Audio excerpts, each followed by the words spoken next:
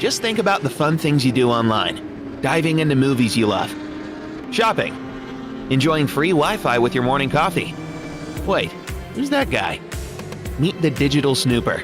It can be your internet service provider peeking at what you do online, or a cyber criminal on a mission to snitch your credit card info, or a hacker at the next table trying to steal your sensitive data.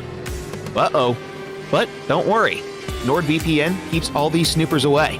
It makes your internet activity private, protects you from accessing dangerous websites, and lets you enjoy your favorite content securely, even while away from home. The best part? It's just a click. Yep, internet security is that easy. You can get NordVPN today at a 60% discount by visiting GTR24H.org/VPN. Racing for Green is here to help you carbon neutralize your racing. By planting new trees, Racing for Green offers to make your racing carbon neutral. We already have the calculations, contacts, infrastructure, deals and solutions ready for you to easily buy carbon neutral laps on any racetrack. It doesn't matter if you are a racing fan, team owner, driver, sponsor or partner.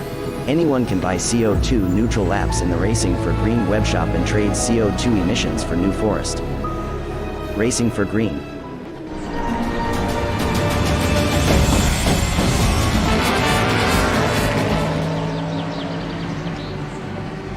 Welcome, ladies and gentlemen, mothers, fathers, daughters, sons, brothers and sisters. We are back after a break since the last round. We are here for round number 4 of the EEWC. We head over to Brazil, to the Autodromo. I practiced it in my head. I knew I got it wrong already. Autodromo Jose Carlos Pache, otherwise known as Interlagos. My name is Chris Buxton. I'll be one of your commentators throughout this session. We are in practice and readiness for qualifying, which will be tomorrow evening. Now, for those new to the series, welcome aboard. We have a 2-hour practice session that we'll bring you the action of, just to see who has given this circuit some turns in the break we've had since last time around. We were at Sebring and the bumpy roads of America. So this time we head over to Brazil for this wonderful flowing circuit. And as you can see, we are practicing in the darkness now. Qualifying will be split into 2 sessions as mentioned. So first qualifying session will be done in the daylight hours, and the second session hosted in the nighttime hours, and the average of those 2 laps per team will be what defines the grid for tomorrow. From tomorrow, I should say, for the 12-hour race, which will take place on Saturday. So very much looking forward to that. Let us see who is doing what out there. We are looking at Angel Benegas.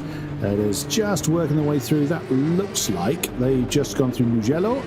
Or have they? Now, this can be a tricky circuit to navigate in the daylight, let alone trying to figure out who's where in the darkness. So, no, I was incorrect to start with. That is a Mugello. They're now coming through Junshao. So coming towards the end of the lap, currently at the top of the GTE tree.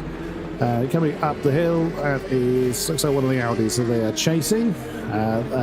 If that is indeed who I think it is, that is Nikolai Bezrikov directly ahead of him in the Unison Racing car. That is the Dear Simlab car that has just come back into the pits. And that is a lovely aerial shot, just the way that the lights from the cars just stream through the wonderful scenic views that we have here at Brazil. Absolutely fantastic stuff. So, how does our championship stand up? We will have a look at those a little bit later on. There is the 45 DIS Sim Racing Lab Porsche. It currently sits in second position on the timing screen. So this is how the championship currently stands. This is our DPI class, the fastest of our cars. And it is currently led by the Burst Squad by quite some way. So as you can see, they've had the win in all 3 rounds thus far. Second is Unison on 48, so a bit of a gap, not insurmountable, but with only 3 rounds remaining, that's going to be a difficult task. So Burst could take the championship very, very early on if they have another good haul of points here in Brazil. Then it is Team Adrenaline, not too far behind the Unison squad. Again, they have been close to the podium but not quite there just yet. And then it is the 7-9 Axle team Very, very close as well to the Adrenaline Squad, with the Team Viaducting team that have struggled a bit. They missed Monza. We didn't see them on that occasion, but they've had a decent run, but need to pick up the pace a little bit if they wish to extend their position at the top of, or towards the top of the table. Our LMP2s, it's 9 axle, but a reversal of fortune from their DPI class. They lead the way jointly with the Burst Esports Gooder Sunglasses car. So, as you can see, both teams with a single win behind them. And then you've got the Juices Motorsport Club car in third position. Only 14 points behind, so not an insurmountable amount by any stretch. Then it's the Team Irish car, number 77 on 36. Then it is the Cyberlinks car, which we didn't see last time around at Sebring. And alas, the final car, the Team Irish car, the second of the Team Irish cars, we haven't seen. So we haven't seen since Monza, I should say. So the 77 is not doing too badly. The 7, sadly, has only had one single point score so far this season. Moving on then, let's have a look at our GTEs. Coming up onto the board now, and there it is. It's the Juices squad up top by quite a way. It's a similar story to what we've seen in the DPI class. 3 podiums, and 2 of them being the Big W with 74 points to their credit. Then second is the DIS Sim Racing Lab Porsche. As we can see, quite some distance behind, but then right hot on their heels is the Mugen Sim Racing number 67, shortly followed by the MCM Motorsport car, right with them as well. And then on 36 in 5th position is the 54 car, the MPE or the Mastari Pescara ADG car. And then it is Unison, so very, very short order in between the points between these positions, and then the ID Sinsport car. And then there's the second of the MPE Mastaro cars at the tail end of the GTE squads. And finally, GT3s. Let's bring up that table. And here it comes then. It is the Volante Racing by Aztec Sinsport squad with a very, very narrow lead. The CKR team had a really tricky start, and Matsusaka, they really struggled there, but stormed through to a win in Monza and held on to a valiant third in Sebring last time around. Glam Racing in third position, again very, very close. This is such a hotly contested category, the GT3s. There's the B32 racing car in fourth, with the Mugen Sim Racing entry in fifth, with the DSR Gadget Huset car in the 777 in sixth, with the Teleforeningen, that's the name I really struggled to say last time out at Sebring. Hopefully I got that somewhere near correct this time around at the tail end of the field. And oops, oh, that's one way to introduce your car to the wall. Callum Wilson, that's the Glam Racing car that has dropped that one. Now that looked like that was coming down up from Jun Shao.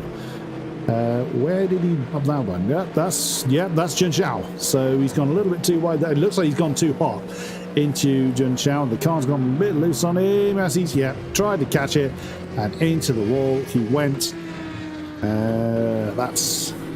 And that brought an end to that particular run. That is exactly what this session is for. It is for finding where the limit of adhesion is, and exactly how they can tune their setup. They can make whatever alterations they want, and in this session we may well see more than one copy of the same car if we've got more than one driver of the same team out there on track. Is the only session we'll see that.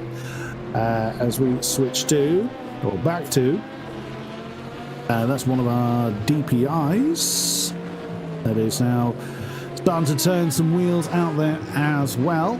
Hopefully joining us in the box, Yusuf Bin Zuhail is going to be on board with us for this practice session. As we go from here, Yusuf, are you with us? I am indeed, Christian. Very good afternoon to yourself, or hello. good evening. Looking at the track, as you know, darkness is upon us. Headlights are lit. It makes for a very picturesque look on the circuit. somewhat. Now, as we were just saying, this circuit has seen many classic racing. We've gone through the championship standings, as everybody saw. As now we see that is one of the burst cars. That's Tom Olmeninger. The number 94 car are currently lead LMP2 out of, well, one of them that is just doing the rounds. Now, have you raced it into Lagos before, Yusuf? Not in the flesh. I've done a few races virtually, though, mainly on F1. I think I once on the iRacing platform had a go into Lagos, but not on R-Factor 2, not on ACC. I don't believe the Sao Paulo circuit is on Assetto Corsa Limited on it yet.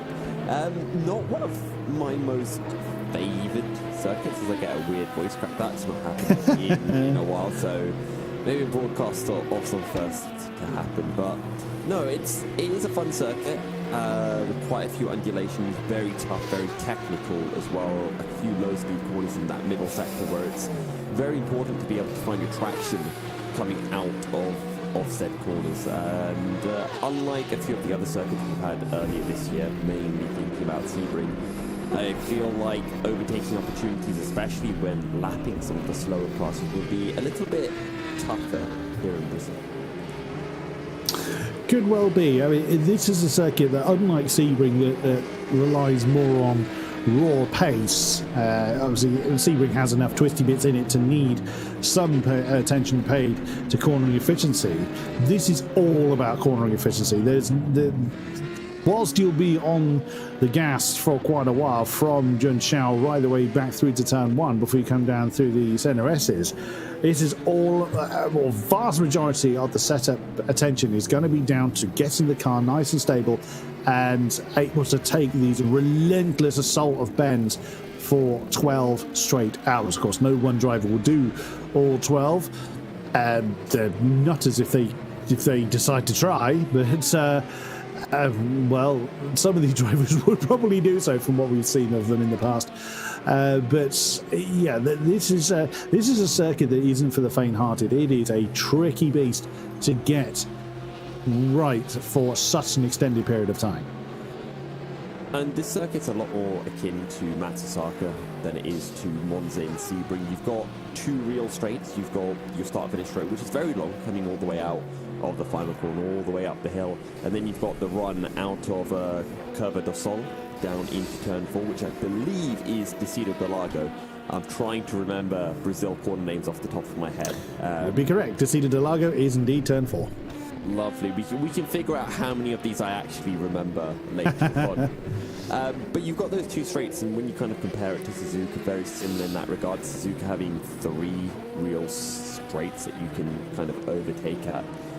So Brazil maybe even less overtaking opportunities, but in terms of setup, kind of similar. You're looking at those higher downforce setups where it's quite important to be able to ride curbs here as well, because you look at some of those tight right-handers where you do want to be getting the car up onto those curbs, so having maybe a slightly softer suspension might be benefiting some of the teams like that. True enough, middle make, as we were saying earlier, lapping cars, very, very interesting, particularly if they're going to get, and they're going to be caught during the twisty section of Sector 2 in particular, where everything is very hilly. The undulation change is huge here at Interlagos. Everywhere you look, there is an undulation change. There's very little that's actually flat. Probably the back straight is the only kind of flat bit anywhere to be found on this circuit. So drivers are going to have to be very patient as to when they make the moves, because they do that at the wrong time, especially in the dark, especially with a bit of fatigue kicking in, then it is going to be, it could potentially spell disaster. And if you do get onto that infield, into the grass area, you're a passenger. You're not stopping that thing, and that could careen you straight into the path of a number of cars. So I dare say that we're going to see a few incidents of that kind of nature as the race goes on. Absolutely, and currently Tom Oldenmaker at the top of the LMP2 class for Burst Esports with good sunglasses. Sadly though, I'm seeing Tom, he had his nice thumbnail, proposed thumbnail for the stream up next to his monitor. I think it was back at Monza he had that, but sadly not out this time around. There's still time. He could be persuaded to do such things. I might have to drop him a message in a short while and see if we can get it up. Maybe just get the old one for Monza up if he hasn't thrown it in the bin already. I'm seeing him laughing. I don't know if he's laughing about what we're saying on the stream or if he's having a chat with the other Versus Sports drivers. I suspect it's the latter, but it would be nice if it was the former. As we switch to the DIS Sim Racing, or briefly to the DIS Sim Racing Porsche. Still the sole LMP car out there at the moment. Tom Allmendinger in the Burst Esports Scooter Sunglasses car. So this is where the kind of culmination of discussions and practice laps starts to come together. And for some teams, for some drivers, as Tom goes somewhat wide. See, he tapped his headset as well, so he can definitely hear us. I think that's why he made the mistake. So we just need to keep on trying to put Tom off during his hot. I'll leave that duty to you, Mr. Beardsley Hale. He can blame me for that one. Put me off the stride. I completely forgot what point I was going to make there. I'll come back to that one shortly. Probably something racing. Oh, yes. Sure. This is where, for some drivers, this may be the first practice laps that they're actually throwing out there, but for others, it'll be the culmination of discussions and strategies and tactics and what have you to now start to really come together to make the ideal setup for the team. Obviously, no one setup favours, well, some teams may favour one driver over another, but generally you'll try and find a compromise, some kind of balance in the setup that suits everybody as best as possible.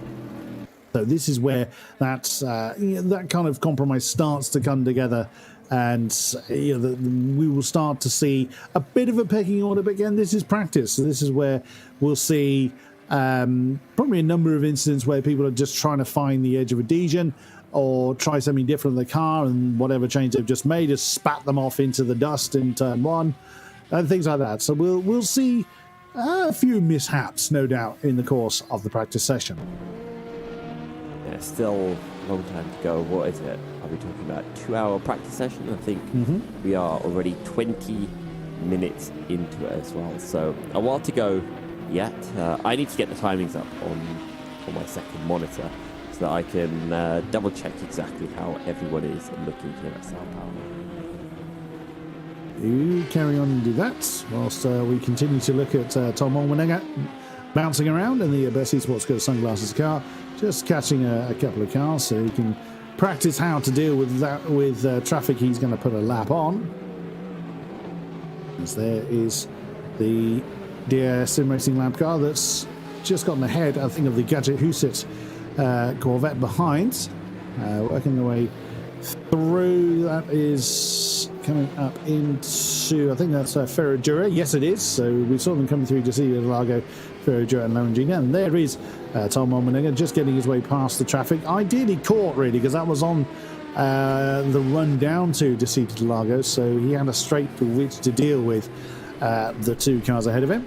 So, very nicely navigated for the number 94 car as he starts to, continues to work his way, make his merry way through the lakes, well, the what were once lakes. And it looked like someone was doing a lighthouse impression there, because you suddenly had a lot of flashing lights in the place you shouldn't have done. So someone's gone for a bit of a spin. Are we going to see Callum Wilson, has he introduced the Glam Racing Audi into the wall again? That's not the first time he has, if that's the case. And like I say, we're only 20 minutes in. He's got another hour and a half to get the car. Yes. That's exactly. What did I say about catching the infield and then getting into the path of another car? Perfectly demonstrated there by Callum Wilson. I guess Callum Wilson wanted to take his glam car out bowling, because that was definitely a strike. How he hit that one, I don't know. That was threading the eye of the needle to collect. I'm trying to work out which car that was. Was that a Mugen? I wasn't certain. I couldn't quite tell. I think it was Musto Pescara. I think it was the blue, black and red Musto Pescara, currently being piloted by Michael Francesconi. But no, it should be a decent session up ahead of us. We sadly just have the 1 or 2 LMP2 cars out on circuit, just the one, Burst Esports Scooter Sunglasses. We do have a few of the GTs and GT3s. Currently, the GT3 is being topped by the Ace Sim Sport car, which I just want to double check where that car actually currently is in the championship. Fairly far down the order, so maybe a late resurgence from them in the championship. And that's another thing, is that the drivers they field could feel more at home in a track like this that is more, kind of corner orientated than the wider open spaces such as the likes of Monza and Sebring, as we see Tom Omanay getting past. Oh, that's close. Getting past the Gadget Husic car again as he catches the back of the DIS Sim Racing Lab Porsche. There is Michael Francesconi. I haven't had to say that name in a while, so it's good to be back in the box for another round of the EEWC. As we see, yellow flags are popping up. There's nothing really to pay too much heed to unless someone's had an absolute storming effort into the wall. There is the DIS Sim Racing Lab Porsche again. And we still don't know who is behind the wheel of the Porker at any one given time as he comes through turn 4 to Cecilia de Largo and then up the hill. You know my trick with DIS Sim Racing, Chris. It's just always pretend Andy Kurtzen's at the wheel. That's about it. It could be Yannick Gottardson as well. Wait. I'm pretty sure it's Yannick Gottardson. It might. Maybe I've got the wrong surname. As you see my cat outside the window trying to climb up a beam and failing miserably, may I add. I've got a question for you, Chris. Yes. In the GT3 class, how many teams do you think have scored more than one podium this season? Ooh. Quite a few. More than one podium. More than one podium. Probably only... No, I'm not sure that any of them have done more than one podium. See, you're close, but it is 3. So CKR have had a first and a third. Then you've got Mugen Sim Racing, who have had a second and a third. And then finally you have Volante Racing by ASXM Sports, who have had a first and a second. Weirdly enough, Volante Racing, who have had that first and a second, are languishing down in 6th place in the championship because you're... Wait, hang on, never mind. For some reason, the ordering has been done wrong. So I've got the standings, but they are, instead of being arranged in points order, they are arranged in number order, which is a bit confusing. Either way, your 7 teams in the GT3 Championship are separated by just 20 points, which is not a lot. And it essentially means that we could see Volante losing the championship to the likes of Teleferningen, who are at the bottom end, having just scored a highest finishing position of 5th this season. Anything can happen. So it also depends if, to use your earlier analogy, if anybody else decides to go bowling through the course of the race, which is highly likely to do. And no one's going to banzai over the grass on purpose, as we're actually on board with the, believe that's the Gadget Husic car that we have jumped on board with, screaming over the line. It's right on board, actually, with this one, as we head towards turn 1. Over to the right-hand side, spot your braking point and get the car bouncing over the bumps. It is not a smooth circuit by any stretch. Down through the center S's and hugging that inside line. If it ends up being wet, that part is an absolute nightmare in particular. Now it's the long straight that heads down towards Descida de Largo. Again, spot the braking point, get the car settled in, kiss the apex, and start to then use the rumble strip on the outside line, sweep through turn 5, that is otherwise unknown. Now start to rise through the hills once again. It's a very, very... This camera doesn't do credit to how steep that is. Ferradura and Larangina we've just gone through now. Again, apologies if I'm getting these completely wrong. It is highly, highly likely. Now, down the hill, Peronino is the bottom part of this, which is that apex there.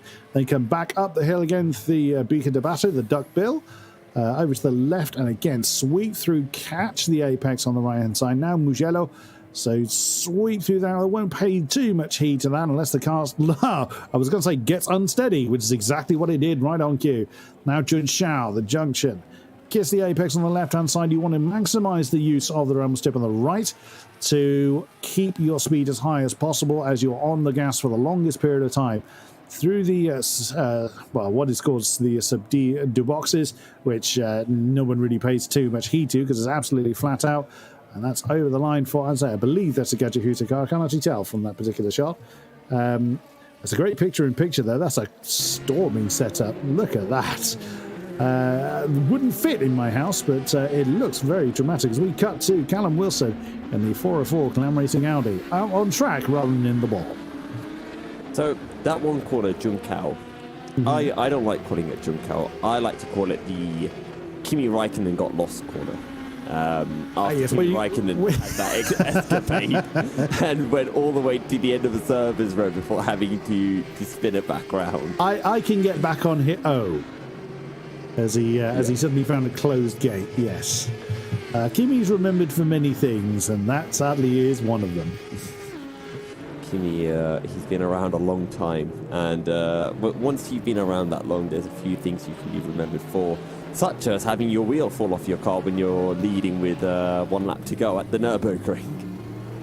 That was in his McLaren days, wasn't it?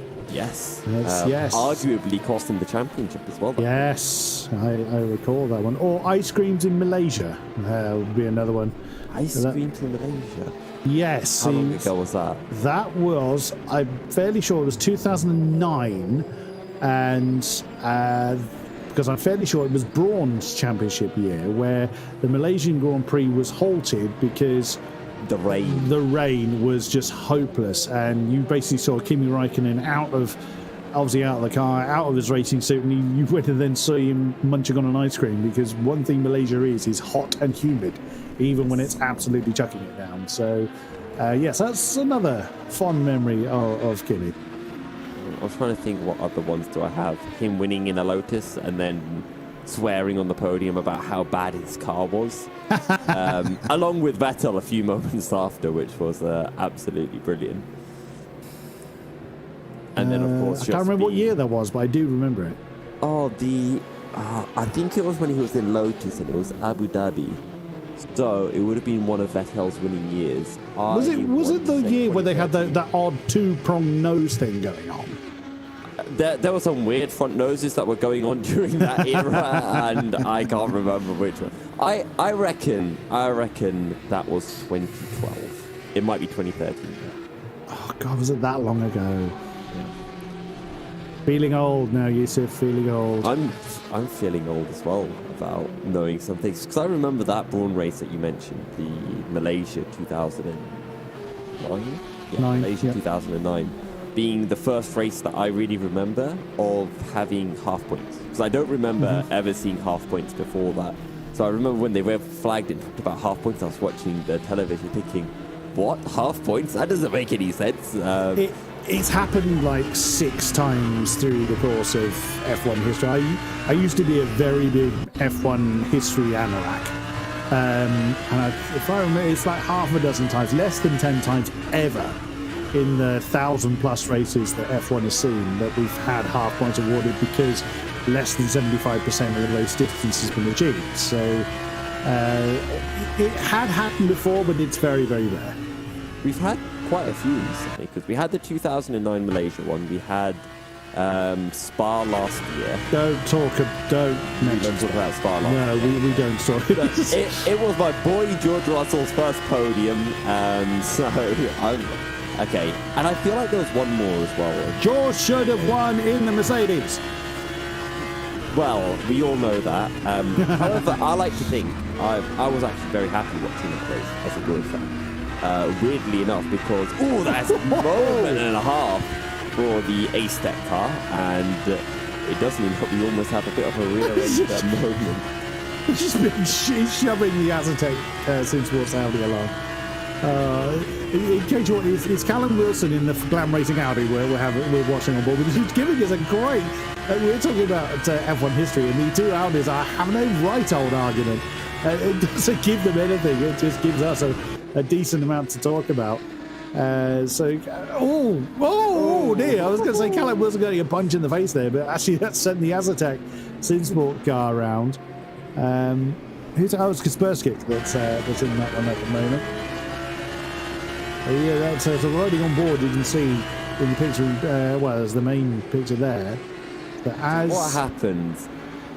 Oh, I think he it himself. Yeah, I think Kaspersky just understeered into Callan there because there was a lot of room on the inside line.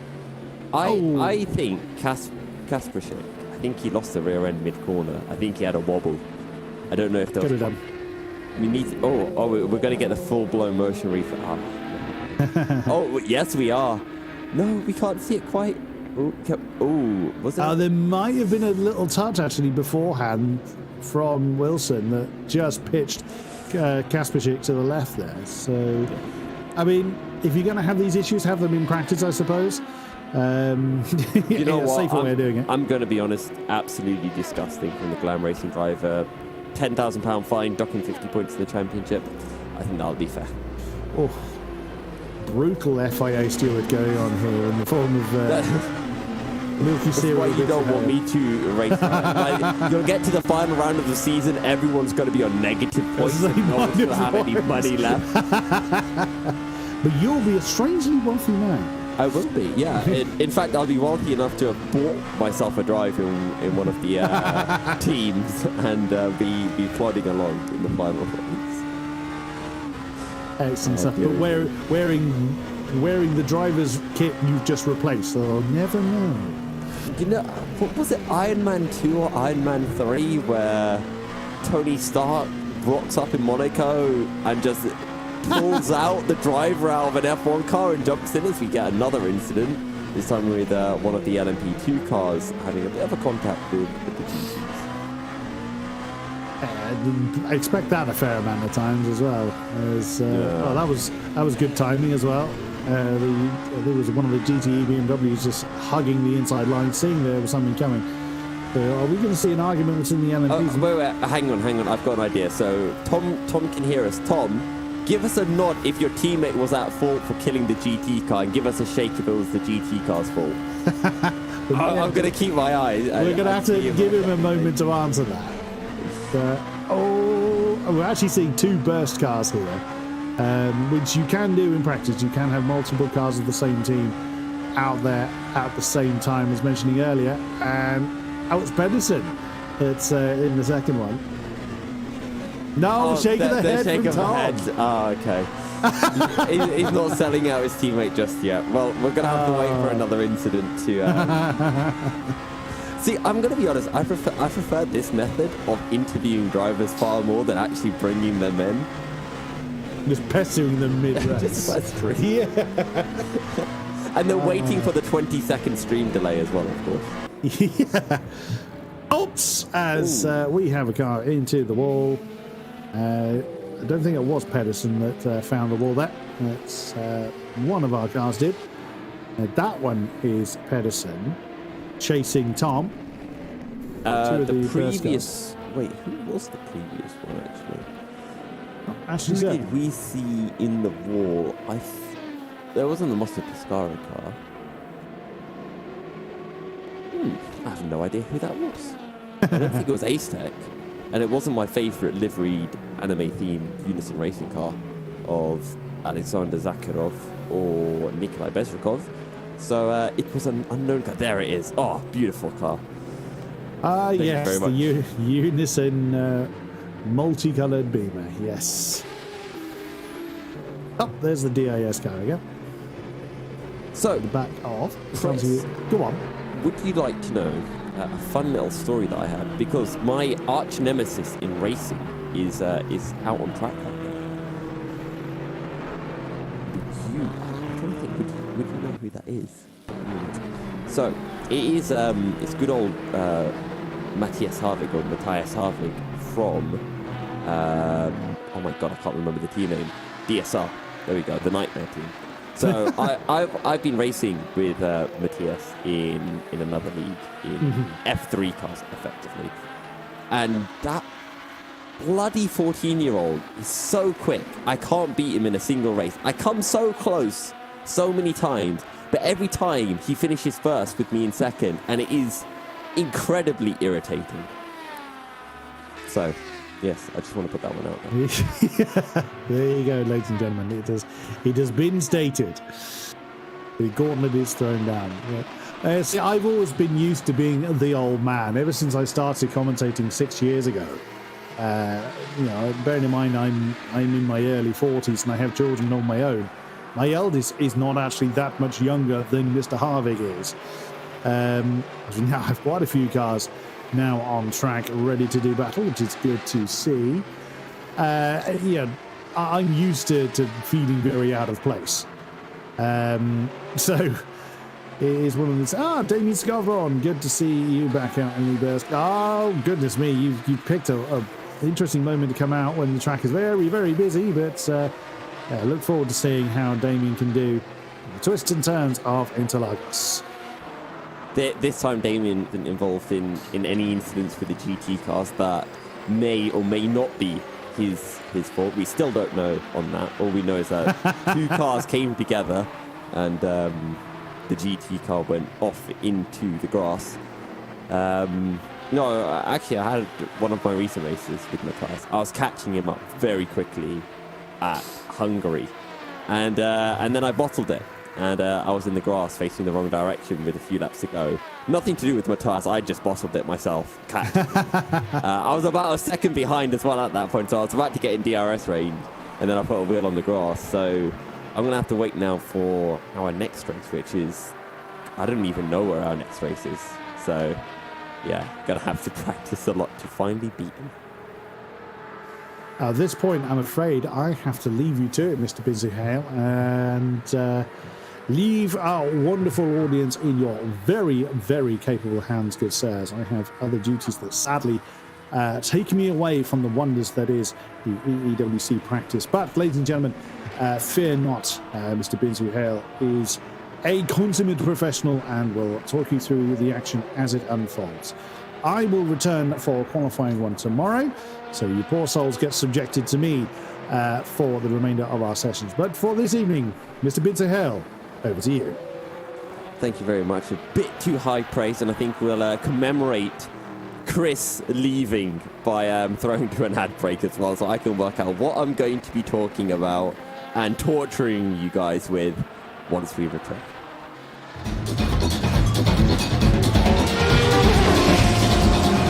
2022 Endurance E-Racing World Championship brought to you in partnership with Viper Gaming by Patriots, Azatec Sim Sports, Global Flix, Motorvision.tv, Sten Goldman, ESTV, and Film Vault Limited.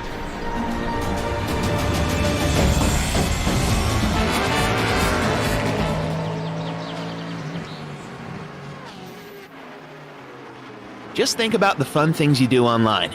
Diving into movies you love. Shopping. Enjoying free Wi-Fi with your morning coffee. Wait, who's that guy? Meet the Digital Snooper. It can be your internet service provider peeking at what you do online, or a cyber criminal on a mission to snitch your credit card info, or a hacker at the next table trying to steal your sensitive data. Uh-oh. But don't worry. NordVPN keeps all these snoopers away. It makes your internet activity private, protects you from accessing dangerous websites, and lets you enjoy your favorite content securely, even while away from home. The best part? It's just a click.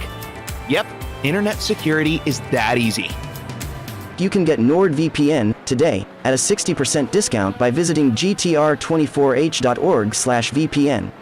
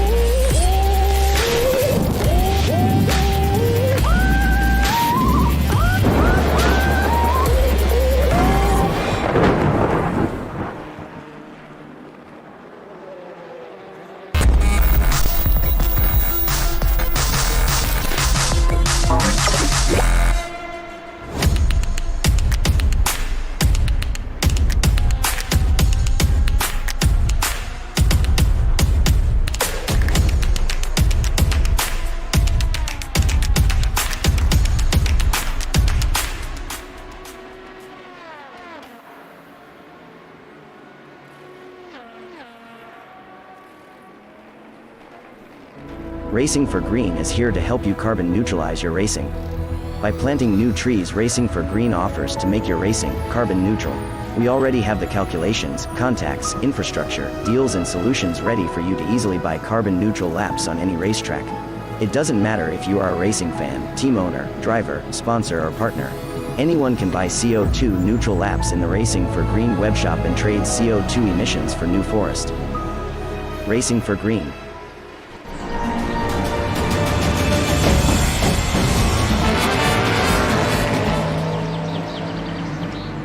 Welcome back everyone to Sao Paulo for round 4 of the GTR Racing World Championship practice session. We are, well, usually we'd be half an hour through, but we had a slightly late ad break, so we are 45 minutes into our practice session, 1 hour and a quarter remaining.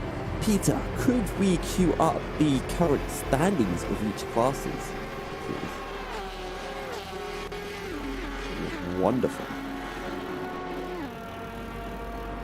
Actually, can the stream hear you, or do I have to pretend like I'm... Okay, so, I am crazy about it. I'm talking to myself. Either way, in the DPI class, Burst Esports Simplex, they currently lead the championship, having picked up 3 wins out of 3, and they've got themselves a very healthy advantage over Unison Racing, Team Adrenaline, Sem 9 Axel, and Viaductin completing the field. Moving on then to our LMP2 class. I'm going to guess it is still Burst leading. No, it's actually Sem 9 Axel. A win and 2 seconds for Sem 9. And Burst Esports are tied with a win, a second, and a third. So both teams with 3 podiums so far this season. Juicy Motorsport Club in third, a further 14 points behind. Then Team Iris, Cyberlinks Racing, and the other Team Iris at the back of the field. Oh yeah, I forgot there's 2 Team Iris cars. It's been a while, folks. Either way, moving on to our GTE class. It is the Juices Motorsport Club who lead, a win, a second, and a win, picking up pole and fastest lap in both of their races so far this season. They lead ahead of DIS Sim Racing Lab, followed by... Oh, is it not right? Never mind.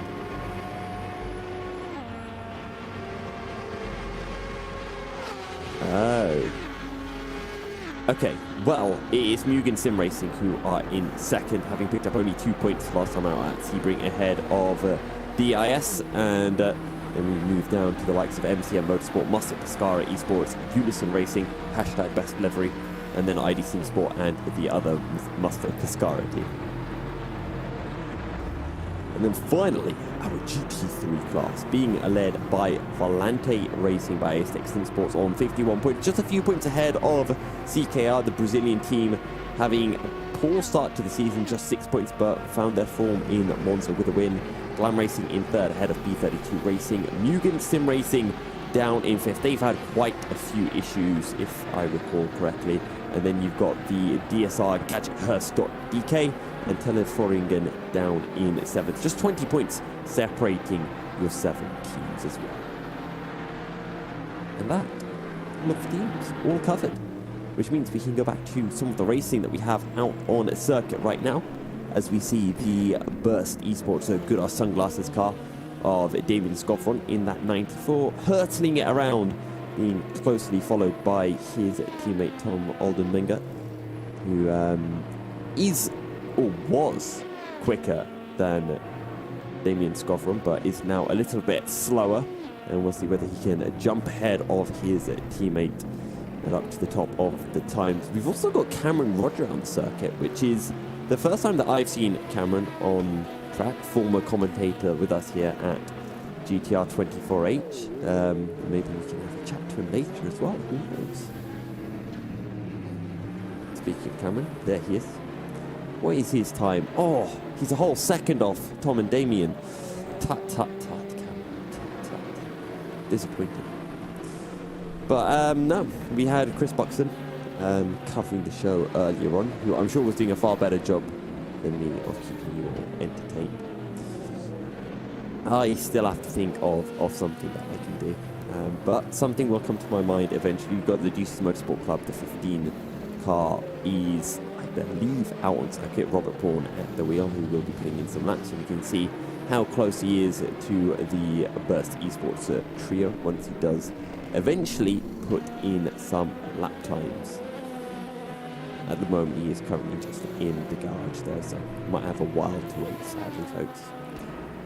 I'm just trying to think, what can we talk about? Right, so LMP2. 79 Axel, Burst Esports Goddard, tied currently on points. 79 Axel with that 1 win and 2 second places, but Burst Esports with 3 poles, 3 fastest laps as well. Also, just 3 poles, fastest laps don't matter. But it's that 1 third place from Sebring that is letting them down a bit. And we'll see whether they can. Yeah, for a second, Peter, I was getting very confused. I was thinking, how are they equal on points with that third? But then I realized that they have the 3 pole positions. So, poles have been something that is favoring Burst Esports so far this season. We'll see whether they can make it 4 poles from 4 tomorrow evening. Friday is our qualifying session, and then we will be having our 12-hour race on Saturday.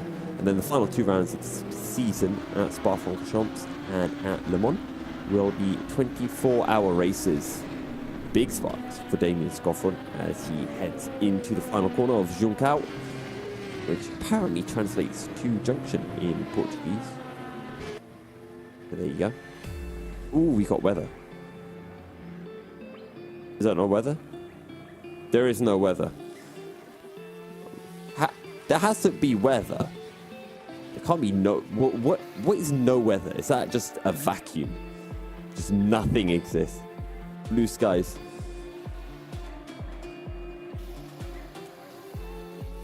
So, if anyone has a bucket of water, make sure to head to the Interlagos circuit and start throwing it on the track. I don't know if R Factor 2 will register that and add it onto the circuit, but it's worth a try. But no, it's like we should have clear skies. I would presume for the entire race. I do believe Brazil is in the southern hemisphere. It is practically on the equator, right, Peter? Yeah, so they don't have seasons in Brazil. It's all summer.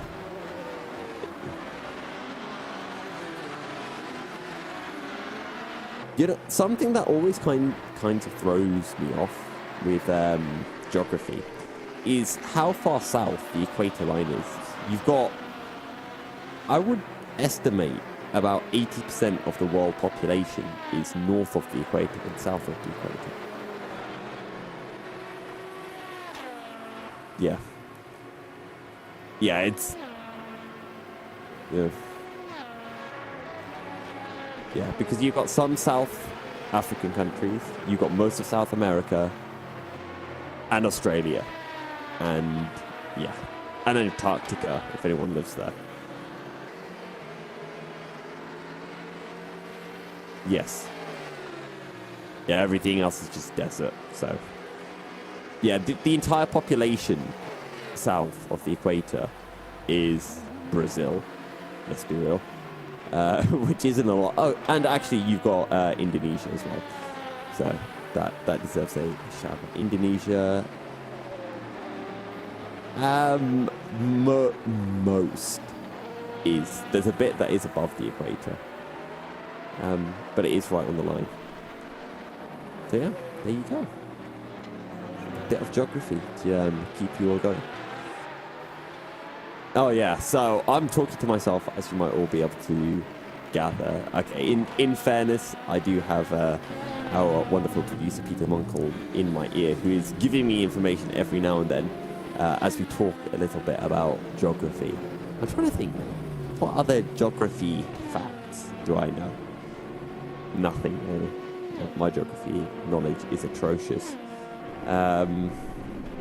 Ooh, actually, Peter, we can play a game. Do you know how many different countries border with Brazil? Ooh. I'm proud of myself for this question. This is a good one.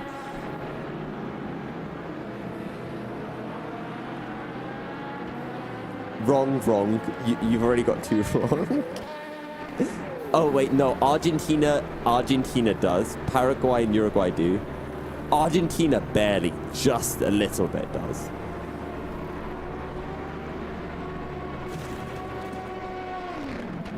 Nope.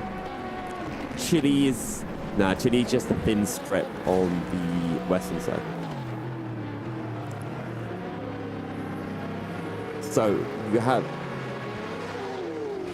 correct?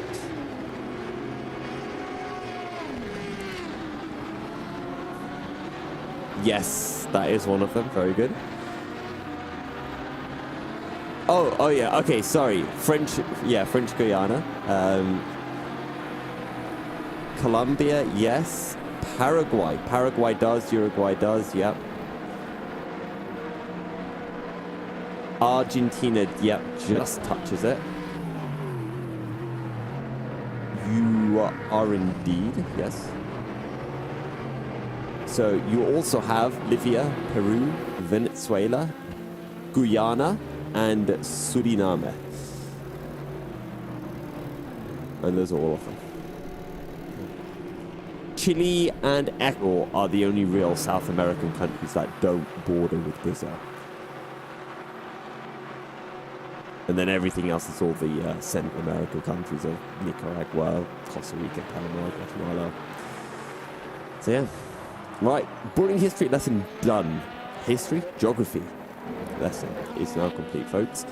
We can move on to something else. I don't know if YouTube chat has any topics they would like us to discuss. We could also sit on board.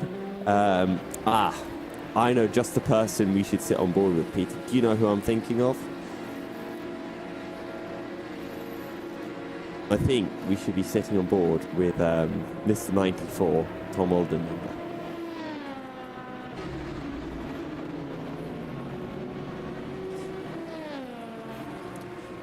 Oh, actually, before we do that, I've just realised that Tom has put up his thumbnail that he would like us to use in the stream. If we could bring up Tom's camera, we can highlight the wonderfully designed GTR thumbnail that he has next to his PC, which I believe he did for Monza, and then he put, you might be able to see, he put a wonderful cross through it when we moved on from Monza in the championship to Sebring, and now he's put a cross through Sebring, and he's written Interlagos, or I think that's Interlagos, it might be Brazil, and I'm sure he'll then put a cross through that again once we get to Spa. So there you go, guys, the new, what could become the official GTR logo.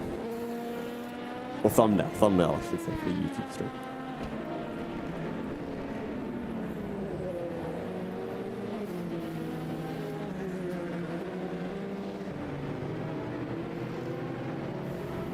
See, on that last lap as well, Tom put in the new fastest final sector of the practice session so far. Good job there, Tom. Very impressive stuff. Oh, are we on board with Tom Oldenburger? Perfect. Right, okay. Time to critique his lap at every possible opportunity. So here we go then. On the run down into turn one. Let's see if we can spot this braking zone. It's going to be very late. I think it was about 100, maybe actually 50 meters down into first gear, all the way up onto the curb. Very good. Oh, a bit of understeering into turn two. But he doesn't go wide into turn three. Curva de Sol. There you can let the car all the way out. Enough when you'd be pressing a cool button on your steering wheel that'll open up the rear flap DRS. But you don't have that here in the LMP2 cars. So instead, slow it down. Oh, I think you could have got a bit more curve. Bit of a twitch in the steering wheel, but that's sometimes good. Because it means that the car's, at the edge of its limit. And you're just making sure that it doesn't, you don't lose a back end or anything. Anyway, through this long right-hander, another little correction as we jump onto the brakes down into this tight right-hander. Very nice and neatly done. And then this is the most annoying corner in all of racing. Pinarino, you're just holding it at low speeds for ages, just waiting to get back onto the power. Then down into Pico de Pato. And honestly, Tom was so wide there, I couldn't even see the apex. But then again, it is dark, there's no light, so he probably hit it and I just couldn't see the curbing. Anyway, into the final corner then. Jun Cao right up onto the curb. Open up the steering as early as possible so you can get onto the power and then make your way up the hill. Get a cheeky little toe as well off one of the GT cars up ahead, but try not to hit it, which Tom does a very good job of. And then use this pit entry line. you could hold it all the way tight when you're on your qualifying lap, but Tom's going for another lap after this, and he will complete this lap. Let's actually see what that lap time was from Tom Oldenwenger, as I'm waiting for my timings to update. But good job, Tom. That was a solid 8.5 out of 10 lap. 21.957. Ooh, where did he lose his time? It was the middle sector. See, I knew it. I said that's where he missed the apex, and he did a 42.7. He went 0.8 slower than Damien in that sector. Okay, right. Let's go and distract someone else then. Oh, what is wrong with me?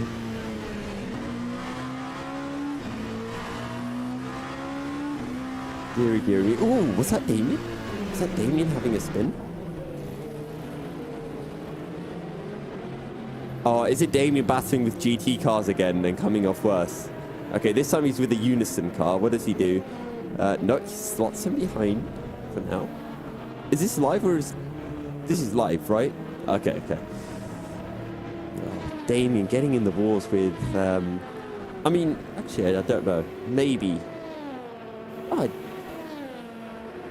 I don't know. I don't know what has happened to Damien. By the way, here we're taking a look at Darius Andre in the 15 Uses Motorsport Club car.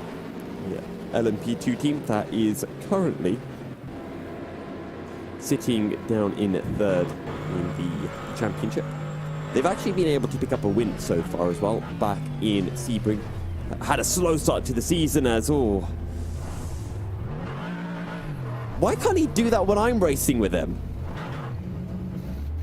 Then I could actually beat him for once. Matthias. But very easy to make that mistake, actually. You just put a wheel on the grass, back end snaps out. Or you can actually, I think, even do it under braking as well. If you've got your brake bias far enough to the rear, then your rears can lock when you jam with the brakes. One of the hardest, if not the hardest braking point on the circuit. I think the other one might be into turn 8, which is the first of the right hairpins, which is coming up after the double right-hander of, I believe this is Figueirino. I think it might be time to get the Brazil track map up.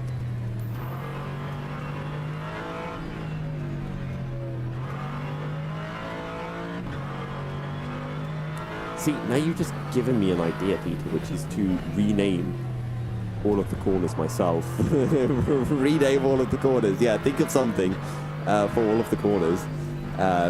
So apparently it's, you got Senna S, then you've got Curva de Sol, you go down the Reta Opposta, down into the Cido del Lago, then you've got 10, 6 and 7, the two right-handers of Ferradura and Larentina, then down into turn 8, which is unnamed, then you've got the Pinerino and into Piquetapato, then you've got Mergullo, and then you have Juncao. And then you've got, oh my god, Nikolai, what was that? Can we get a replay of that actually? On board as well. Okay. Oh, there it is. Spins around, boink. Honestly, he flipped so many times he could go and work at McDonald's. Honestly, car was spinning around one way beautifully, and then it hits the wall and starts spinning around the other way at about 2 million miles an hour. I'll be surprised if he didn't. If he was in VR, I reckon he would have vomited from that. Genuinely.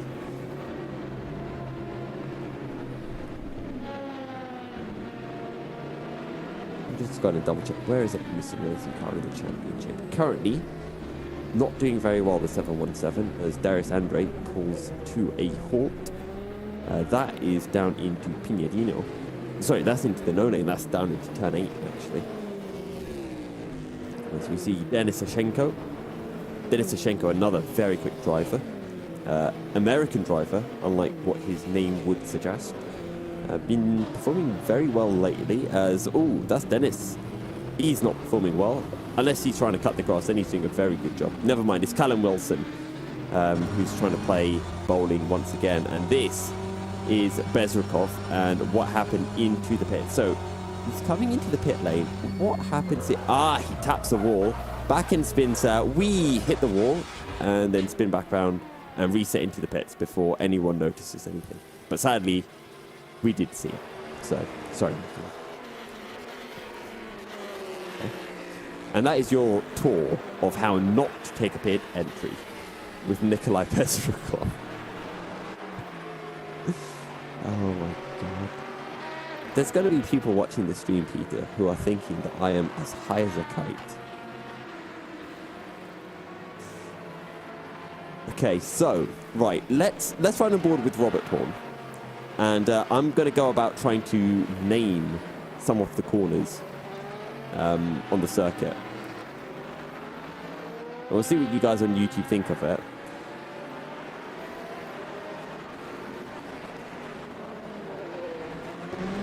Perfect. Okay, so we're making our way into the final corner. So this is the Kimi Räikkönen lost corner. That's all that needs to be put in into this corner. Then Kimi got lost corner. Then we're making our way through the Max Verstappen epic save corner. Now we're making our way down into Lewis Hamilton lost race win because of Nico Hülkenberg kept W corner, which is down into turn 1. Now we make our way into Max Verstappen and Ocon Lowell corner. Then we go through Curva do Sol. We can keep that as Curva do Sol. That's fine.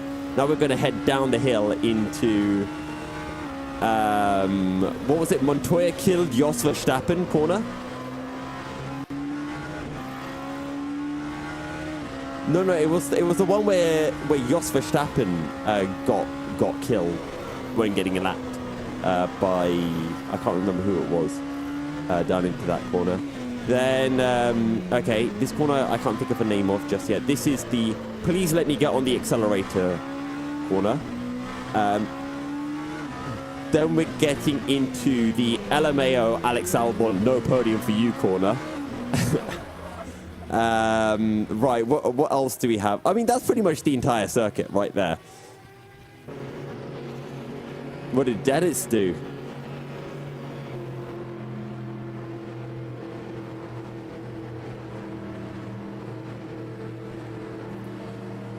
Cars are not supposed to fly usually. Oh my god, Dennis!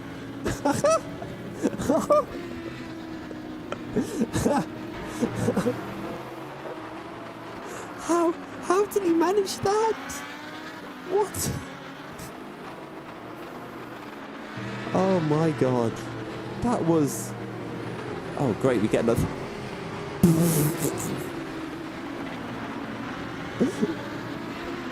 Oh, poor Dennis, and then Callum Wilson having a moment with the rear before he enters into the no-name corner. I can't think of anything about that corner. Oh, perfect. Did he do it into the Max Verstappen epic save corner?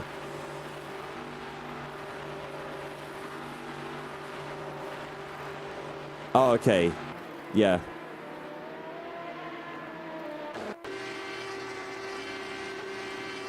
Ah, okay.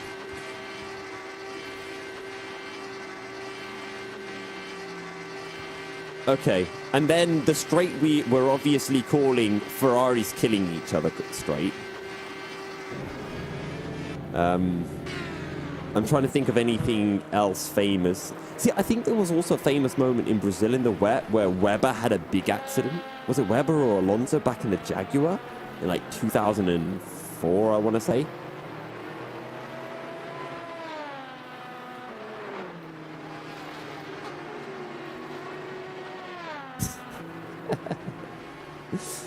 I think that's what we can just call turn 3, the Curva do Senna. Curva do Senna. It's surprising that this circuit doesn't have a corner named after Ayrton Senna. That actually is very surprising to me. I guess... I think that's just called the S though. Oh no, it is called the Senna S. Okay, fair enough. Fair enough. So what corners do we have left to name? Turn 6 and 7, and and Mergullo, I think, 10-11, the penultimate corner. Or the penultimate real corner in the dry, anyway. This corner that Darius Andre is going through is 10-11. And I can't think of a name for 10-11 just yet. See, I've got one from a previous sim race that I was commentating on, where someone's internet just went wonky, and this guy's car just all of a sudden got spirited up by, you know, exorcism stuff into midair, and was just spinning around for about 10 seconds before crashing back into the ground and destroying his front wing and a wheel and forcing him to retire from the race. But sadly, don't touch the inside curve corner. Which one's that? Ah, the penultimate corner. I can do that. I think we can do that. Don't touch the curb corner. Cameron Roger, though. Oh. Tom Oldenmega making his way into Jos Verstappen corner. Now, what? I swear there has been something that has happened here. Okay, so, I mean, the exit of Jos Verstappen corner is the how did Vettel still win the title corner.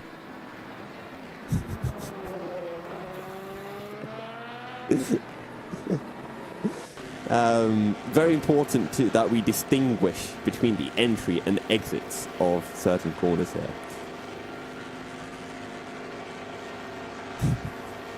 What is wrong with you?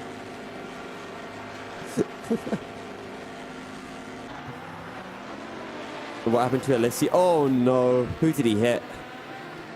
Who did Alessi? Was it Tom?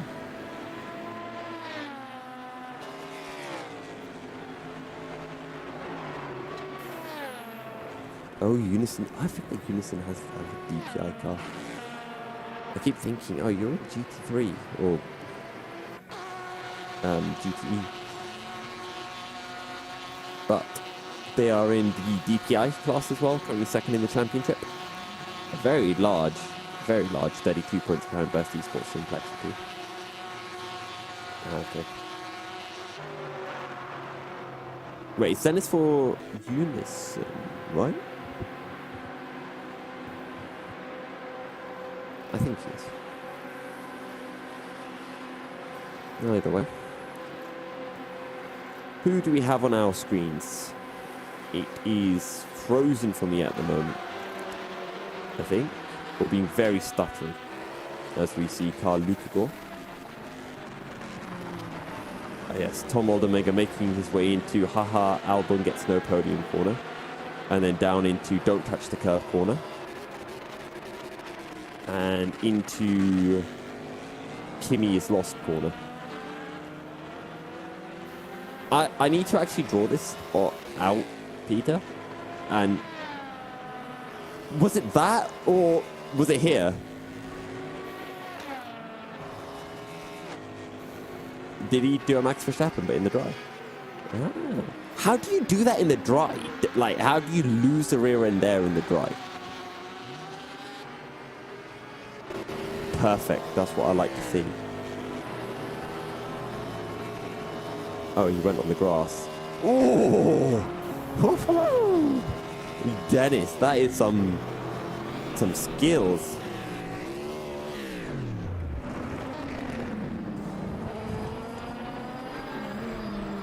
Ah. Imagine running with no ride height. Either way, we are past the 8 o'clock point. So what we're going to do is we're going to jump into a commercial break. And then we'll be returning for another 45 minutes of practice, when by the end of that we're going to have our final standing. Sorry, that took me a while to formulate. But yes, stay tuned. We'll be back shortly.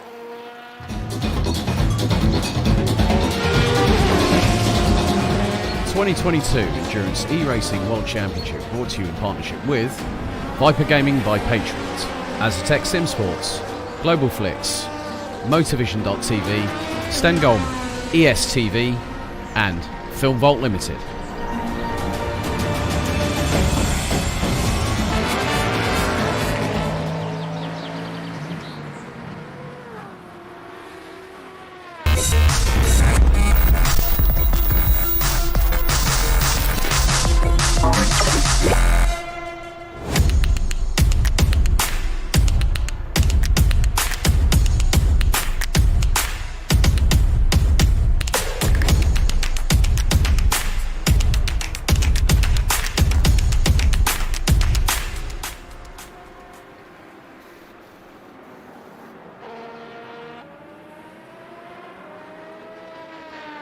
Just think about the fun things you do online. Diving into movies you love. Shopping. Enjoying free Wi-Fi with your morning coffee. Wait, who's that guy? Meet the digital snooper. It can be your internet service provider peeking at what you do online, or a cyber criminal on a mission to snitch your credit card info, or a hacker at the next table trying to steal your sensitive data. Uh-oh. But don't worry, NordVPN keeps all these snoopers away.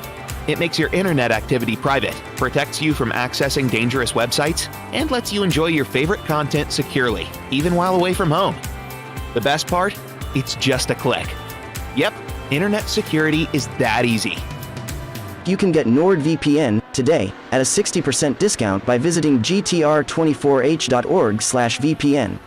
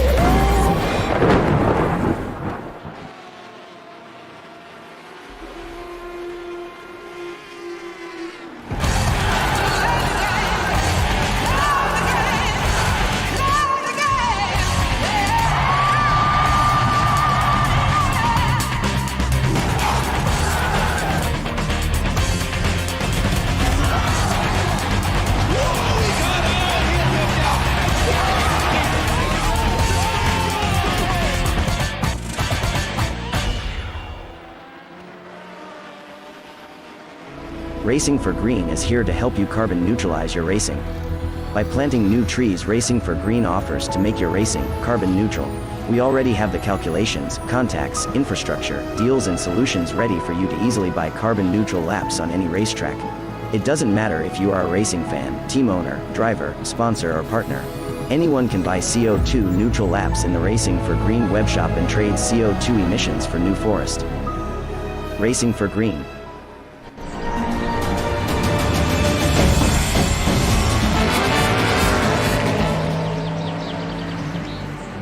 Welcome back, folks. We are into the second hour of practice, the final hour of practice for the fourth round of the Endurance Racing World Championship at GTR24H. And we are currently taking a look at Damian Scoffron, who's now into the pits. We were earlier renaming all of the corners at Sao Paulo, I think very successfully as well, may I add.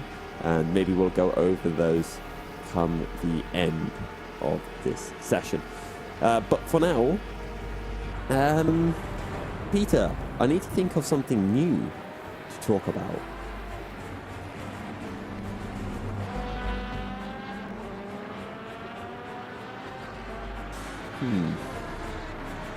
Sparks. Oh yes, there are some cool sparks we're seeing from cars.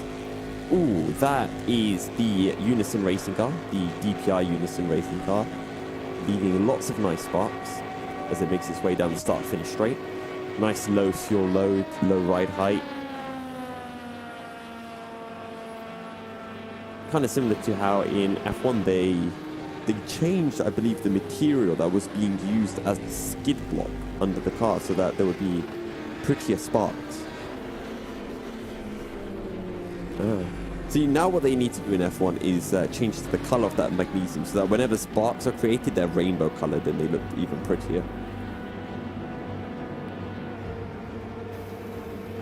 True. But wait for... yeah. Cause, as a chemist... Oh, Damien, no! Oh...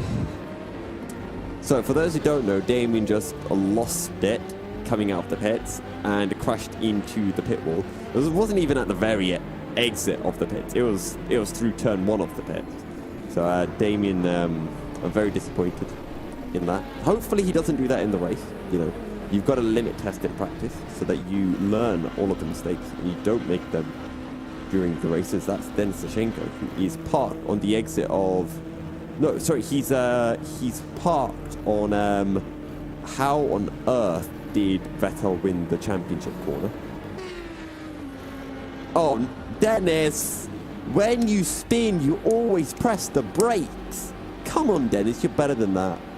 That's an even bigger rule than all the time you must leave space from Vettel or Alonso, whoever said that. And Dennis, why wouldn't you press the... No, oh, my. So about that £10,000 fine that I was talking about before, Peter, can we start handing those out?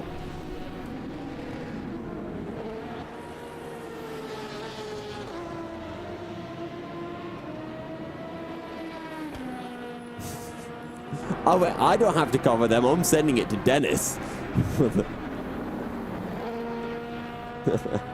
I haven't seen Top Gun, so you can say anything and I'll believe you.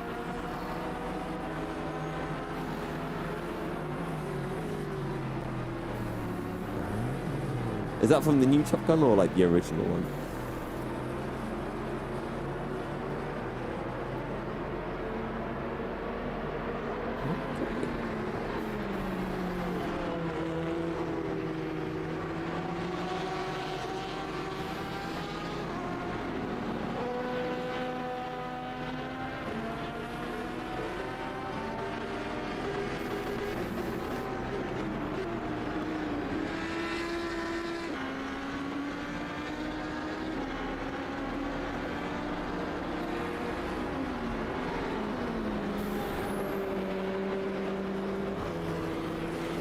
We don't have a huge amount of cars. Honestly, that Unison car that's coming into shot there, for some reason it feels like it's got police car lights in it.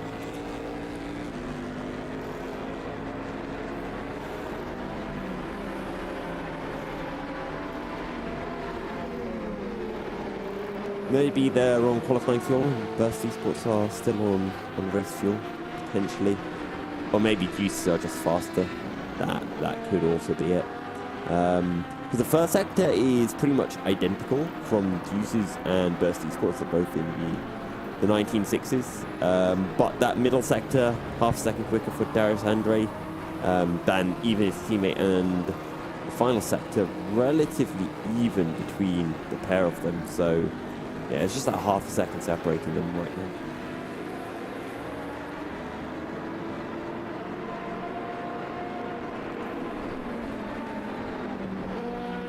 What, for the race?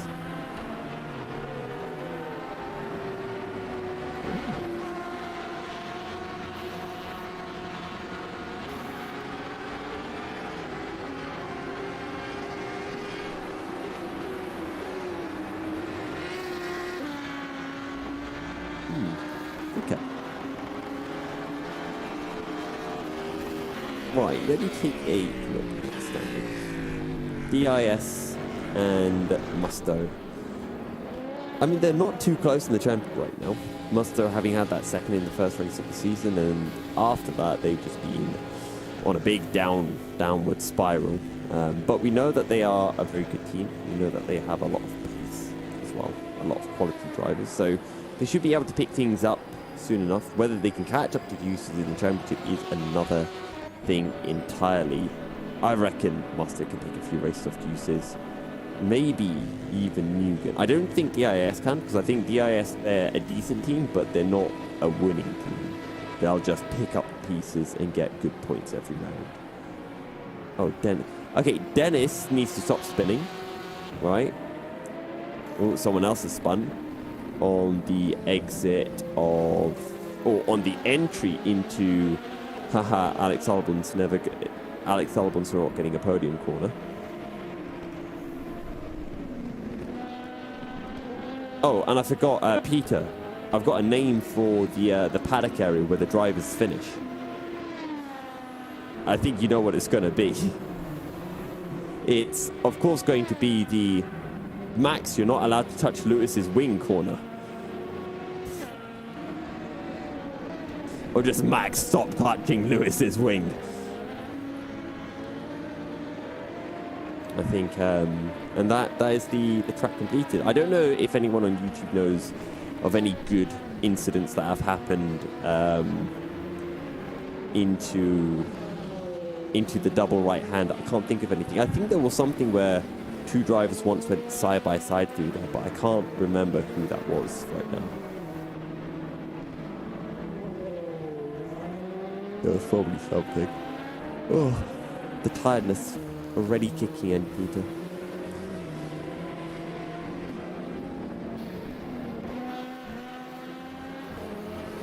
Yeah, but it doesn't really happen through the double right-hander very often. So I'm trying to think. If anyone's crashed there that I can think of, because that's usually what you can go for. But I can't think of anything. You could just call it S and send this corner. Maybe. Anyway, back to the racing. We're currently taking a look at Darius Andre as he makes his way down into Alex Albon isn't getting a podium corner. The haha. I'm just shortening them now. Yeah, true. But Angel Banegas making his way into the no-name corner right now. Still waiting for a name corner before heading down into... I forgot what we called that first right-hander. Damien Scoffron through on... Oh my god, how did Vettel win the World Championship? Corner. And then up into this double right-hander that I still can't figure out a name for. Actually tries to go around the outside of Banegas, who then goes wide, so he cuts to the inside. Gets the job done quite nicely. I can't think of a name for the double right-hander and then the right-hand hairpin after that. I can't think of any F1 events that have happened there.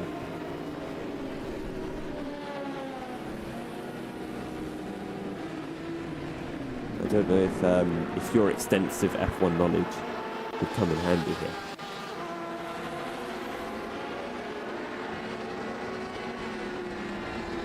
This is a bit where I need to message Alex Goldschmidt, because I'm sure he'll know about 50 different incidents that happened there like 40 years ago or something.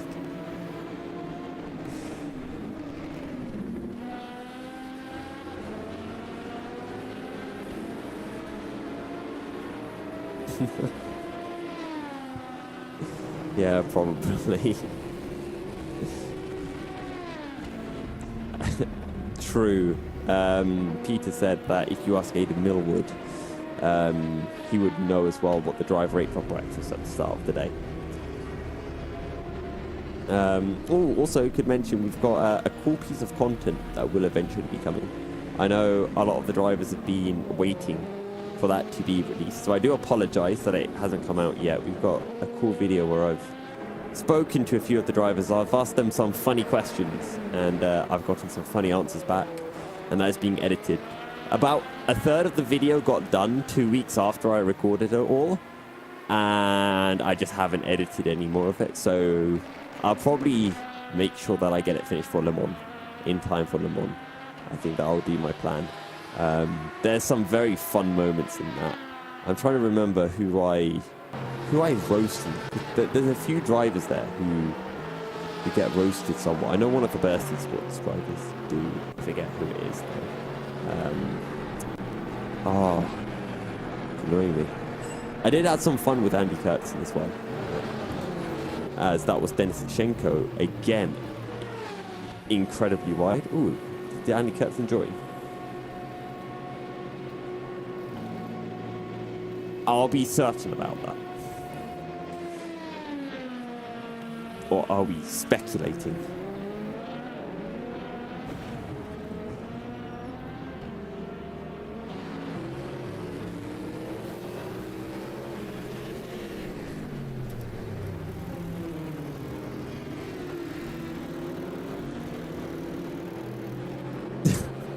Honestly, I think at this point, Denis Schenko would have had to retire from the entire race. Ooh. Yeah.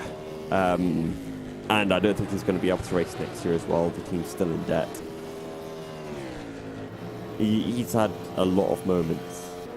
Actually, that would be really fun to have a parts budget. That would be very fun. I can imagine a lot of teams getting frustrated when there are incidents that aren't their fault, or that they would claim aren't their fault, but they still have to pay. Honestly though, I think motorsport could really do with whoever's at fault for an incident, you know, clearly at fault, not a close incident, has to pay the other team reparation costs or, you know, parts costs, because motorsport is expensive, and especially in some of the lower divisions, it costs so much money. And if someone's just being stupid and killing drivers for no reason, and then they have to pay, well, you know what I mean, like wrecking their races or going for really dumb moves that no one can argue, like that, for example. Tom puts his hand up saying, "What are you doing?" And Unison Racing saying, "I wanted to play bowling." Let's get a replay of that one, because I'm trying to think if Unison car just gets out of shape, or I don't know what on earth that was from Unison. They just, it's like their brakes stopped working. I'm trying to think of another, where could he have thought he was after the fast right-hander Alexander Zakharov? But there aren't any fast. Either way, I think that incident would be one where Alexander Zak would have to pay Burst Esports some money to repair their stricken car in that scenario. Yeah. I think places, some smaller racing series have tried to introduce something of the sort, but very difficult to do so. Anyway.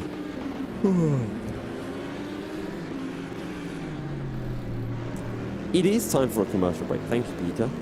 We have half an hour left, so we're going to be jumping into our final commercial break, and then we will be covering the final 30 minutes of practice all the way to the end. If you have anything you'd like me to talk about in the final half an hour, let me know in the YouTube chat. Otherwise, we'll be back in a short bit. Stay tuned.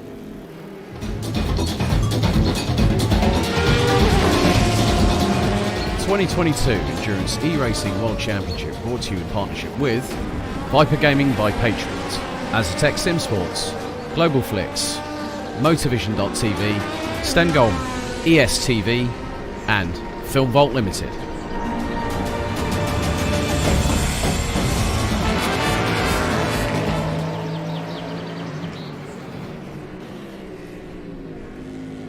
Racing for Green is here to help you carbon neutralize your racing.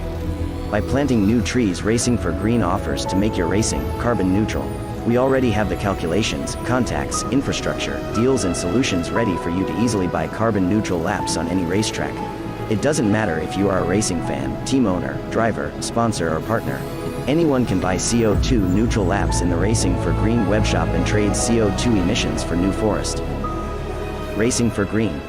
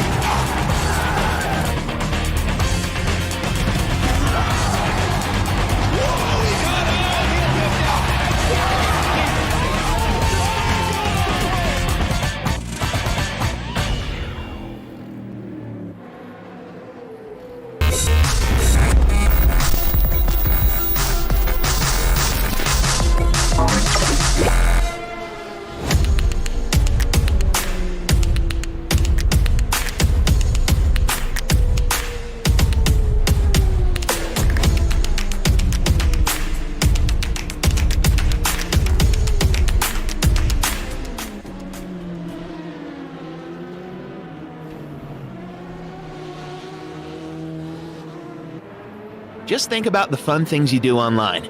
Diving into movies you love. Shopping. Enjoying free Wi-Fi with your morning coffee.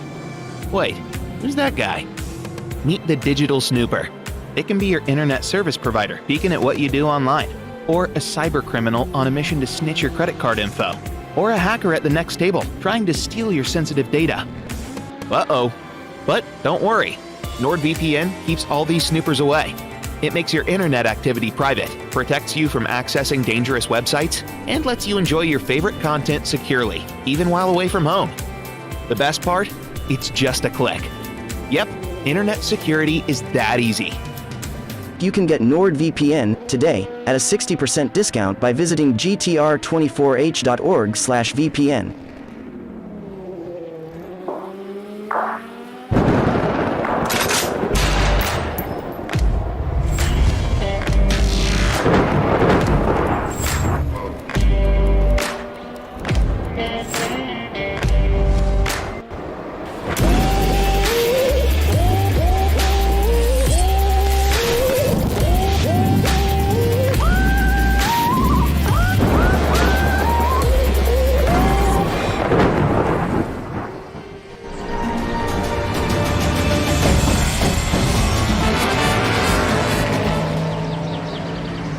Welcome back, folks, to the EEWC Racing World Championship. Round 4 practice here at Sao Paulo, or some people might know it, Interlagos in Brazil. I think it's also got another name, Autodromo Herma... No, that's the Mexican sector. Either way, we've got 30 minutes remaining of our practice session. And I might as well run you guys through the current timings that we are seeing here.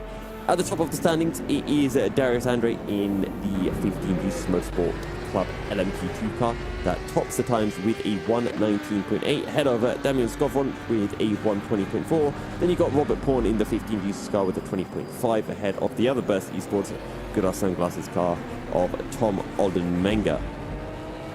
That will be coming up on the screen now. There you go. And Cameron Roger completing the field as the fastest commentator out on circuit, but sadly also the slowest driver. Anyway, moving on then to our DPI cars. We've got Denis Sashenko, the only DPI car out on tracks. He's not having a fun time right now. So we'll move on to our GTE class DIS Sim Racing lap at the top of the standings with 30.1. Oh, Cameron Rogers going to kill me. Either way, second is Michael Francesconi, the Foster Pescara car with a 1:30.2. Then you've got the DIS Sim Racing Lab car with no time. And then you've got the other DIS Sim Racing car with no time as well. So we could just ignore both of them and say it's DIS ahead of Master Pescara. Moving on to the GT3 class, actually faster than the GTE cars right now. A 1:29.3 for Eliseo Neto for Asex Sim Sport by Volante Racing, ahead of Callum Wilson. He's been playing a bit of bowling as well out on circuit.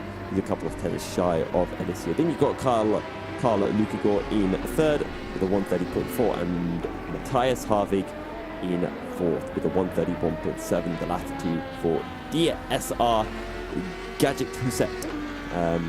Used to be the DSR Nightmare team, but I think now they are just in the GT3 class. Although I'm going to double check this.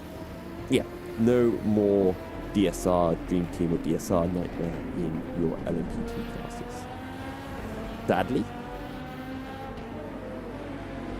Big shame. They were quite fun to watch, especially because the Nightmare team would always do better than the Dream Team, so that was always a funny thing to talk about.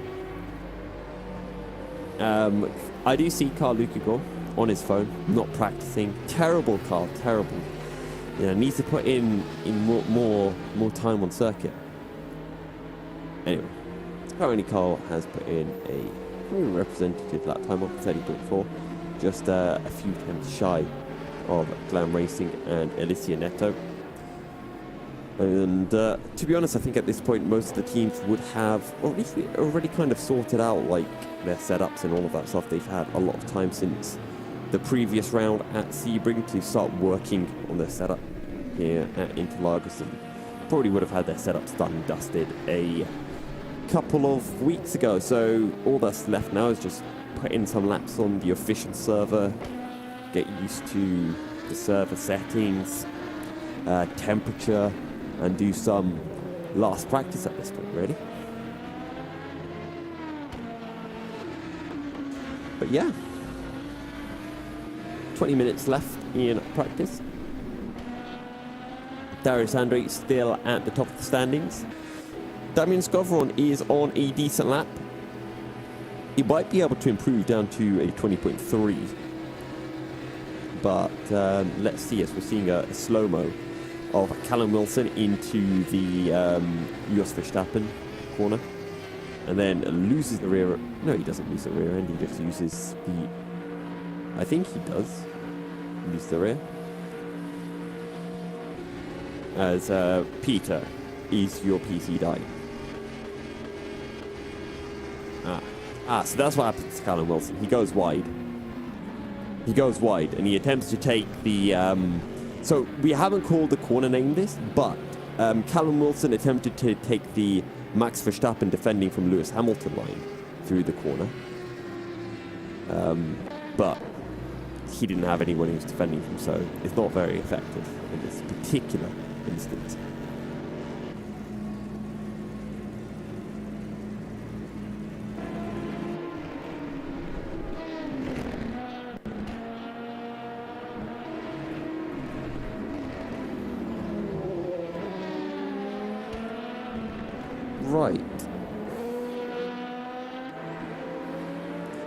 Righto, here we have Tom Oldenmenger making his way down into Alex Albon isn't getting a podium corner, and then into don't touch the curb corner. And as you can see, Tom doesn't touch the corner because he understands the purpose of corner names. Makes his way through Kimi Räikkönen got lost corner, or Kimi got lost corner. Tom doesn't get lost though, and makes his way through Max Verstappen epic save kink and onto the start-finish straight. Ooh, did Tom improve on that lap? 21.1. No, not quite. Lost a few tenths in that final sector. His first sector was very good though, but not quite enough to beat his previous best lap time. Come on, Burst. You can't let deuces beat you in practice. By the way, I am completely unbiased here. I would just like to have it. I mean, Deuces win the last race. They are trailing in the championship by 14 points as they try to catch up to Burst Esports and 7-9 Axel. I remember 7-9 Axel because they made their debut in the Endurance Racing World Championship in GTR last year, where I think it was at Spa they made their first race and they DNF'd after the first lap. Then I think something similar happened at Le Mans as well, so we never really got to see them in action, but we knew they had some pace, and this year they are doing a very, very good job. Well, they're leading the championship at the end of the day, but they haven't got a pole yet, and that's something that 7-9 Axel need to work on. They're a very consistent team, as Cameron Roger. Oh, does he save it? No, he doesn't. And, oh, he almost collects Damien Scovron there, I think. Cameron not going on the brakes. He tried to let his car roll off the circuit, and actually, that's what happened. Cameron took the Max Verstappen defending from Lewis Hamilton line, but it was Cameron defending from Damien Scovron line this time. And Cameron Roger was facing... Oh, Peter, you deserve a medal for that. That camera angle is fantastic and truly highlights what an insane defensive line that was from Cameron Roger. Honestly, my favourite defensive drive of the season so far. Oh, really. What are we doing? Do we have anyone else doing lap times right now? We've got DIS Sim Racing Lab out on circuit. Right now, they are a tenth clear of Michael Francesconi for Musto Pescara 53. Are they improving, though? As this is Damien Scovron making his way through. Oh my god, I can't believe Vettel won the World Championship. Corner. Also, that straight that leads into this double right-hander, it always feels a lot narrower than it actually is.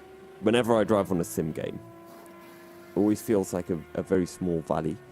As Damien Scovron using up all of the curb on exit. I think I saw a set of headlights facing the wrong way as he makes his way up into Max Verstappen epic save corner.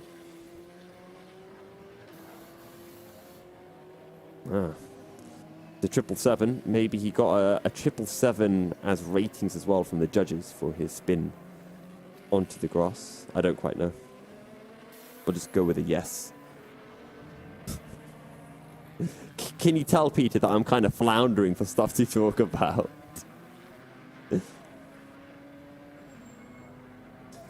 I have a hat, Peter, because I'm a king. I have a crown. I got this when I was in Belgium the other day. I went to a karting Genk and I went and saw a friend, and we decided, you know, we'll go karting for a bit. Did a few laps, went into the top 200, I think. Top 200 or top 300 of all-time laps at the circuit in my first time out there. And I didn't get a clean lap in because lots of traffic, so I could have made it into the top 100 quite easily. I mean, what can I say? I'm a talented guy. If anyone out there wants to take me on at karting, feel free to. It'll be your loss, though, not mine. Sorry, but it's the truth. No, I'm actually very good at karting, but I'm terrible at sim racing. I just can't get to grips with it. I don't know why. It's sad times. We still need to have our race as well, Peter. We've been hyping it up for years. Eventually, we'll go karting together. And I'll lose. And I'll look very silly. I'm too old for this.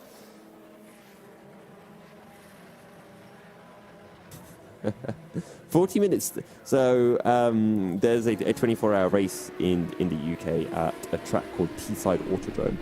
And it's the home of the British 24 hours, and they have quite a few 24-hour races in there. But their karts will last 1.5 hour stints, so that's how long we do. And it's not a standard 1.5 hour stint speed, because this circuit is a monster. I can't express it enough.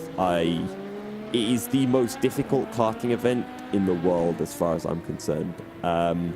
You've got a bump into a near flat-out corner that is like on the limit flat out, so you've got to lift a bit going into it, and the bump literally makes your whole body slam into the side of the kart. I've seen people coming out of their stints bleeding on their side from like just how much abuse they have. Like, everyone's hands are usually like covered in blisters. It's an incredibly demanding and physically taxing event. So yeah, your sides always end up hurting, and it's done in, you know, mid-June, one of the hottest weekends of the year. So it's an amazing event. I thoroughly recommend doing it, but be warned, it's a bit crazy. I know one team once tried to do the 24 hours as a 2-man unit, and they weren't the best of karters. Yeah, one of them was in hospital at the end of it. It's not good. Then they had the British 24 hours, so it was more experienced drivers, and there was a 2-man team from Belgium who came, and they won it. Very talented duo. I think it was some father and son duo. So they did a very good job. And if you're good drivers, if you're very experienced at karting, you know how to kind of get around these events without killing yourself. And one of the weird things I've actually found with those events is, if you do all of your stints together, you don't feel the pain. It's only once you get out of the kart and you have 10-15 minutes to kind of sit down that you start to feel the pain and just how sore you are. So if you do like 2 1.5 hour stints, I think that is probably better than doing your 1.5 hour stints separated from each other.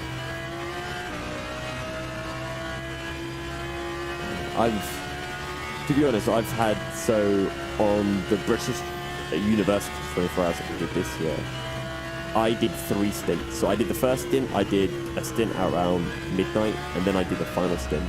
In the final stint, I was dead, and it was just kind of willpower that was keeping me going, and I just felt my arms so tired, and I was still setting quick laps. And a big thanks to my teammate, I think it was Tom Dent at the time, he was on the radio to me.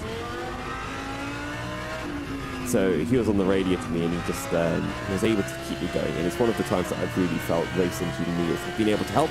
But we can see on our screen driver lineups for different teams. So right now we've got Glam Racing up on the screen, that wonderfully glamorous purple livery car, which is Henrik Hoyer, Callum Wilson, and I forgot the other names.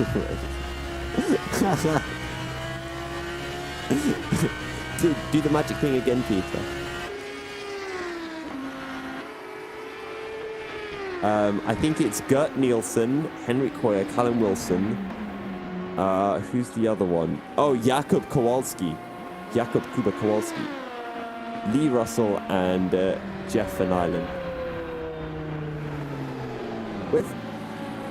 Oh wait, who's Gert Nielsen with then? Is he ID Simsport or Teleferian? ID Simsport. I was close. At least it was another Danish guy, right? I got the right nationality.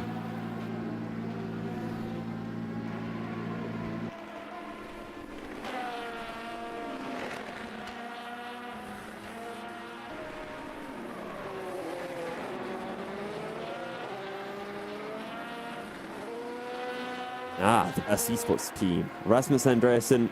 And it's gone.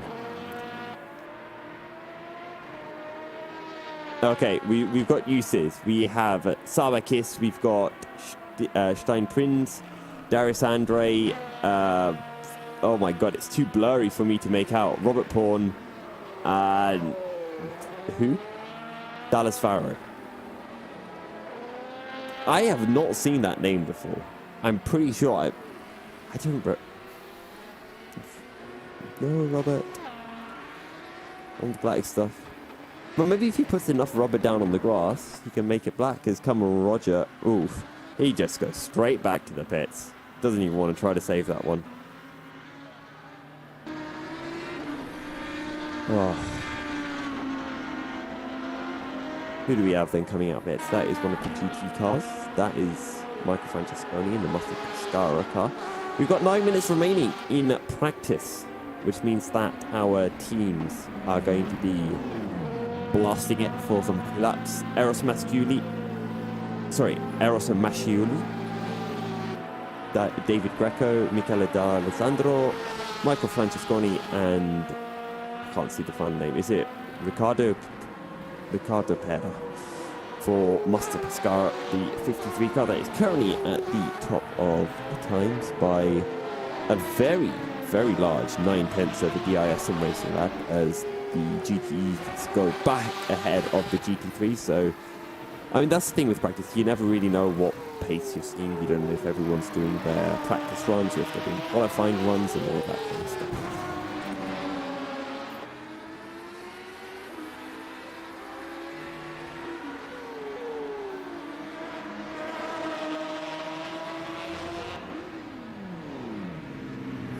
And while in practice, we can see pretty much every driver out on circuit. In qualifying, you'll only have one driver per team out on circuit at a given time, as this is the Acetec Simsport by Volante racing car, or Volante by Acetec Simsport car, which is Elisio Neto. I can't read any of the other names, it's too blurry for me. I think it's Niels Hovingen, is one of the drivers. Spotter, yeah. Let me get the spotter guide up then.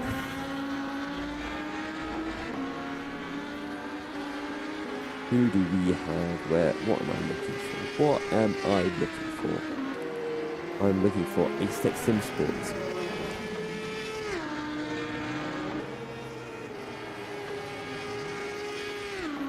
Niels Hugavin, Mashi Kashpusek, Alexander Sesha, and Daniel Krasner.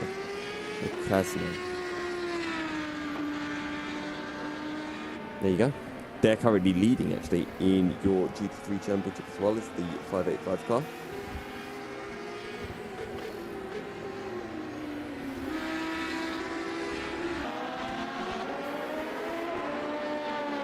As Elisio Neto is making his way through the don't touch the curb corner.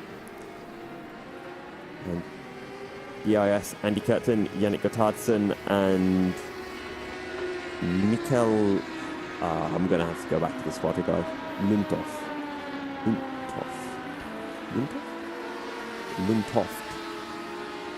I got there in the end. Yeah, honestly, I'm proud of myself for some of my Danish knowledge, because now every time I see people saying God at the end of a name, I'm like, no, it's a gore. Haha, see, I know things. Yeah, that's about the extent of my Danish knowledge. Don't know. So I know with Carl, it's Carl Lukagård. It's not Leica. Also, is it Matthias Harvig or Matthias Harvig, Peter? Matthias Harvey. Ah, Harvey. Ah, okay, I did not know that. I will... Yes, I'm going to have to do that for the next time I do my highlight videos of my races with Matthias. Matthias. Is he not? Oh. Maybe he's just filling in, getting in some practice for now.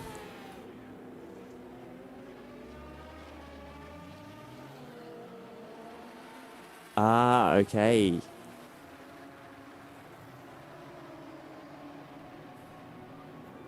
Bad Matthias.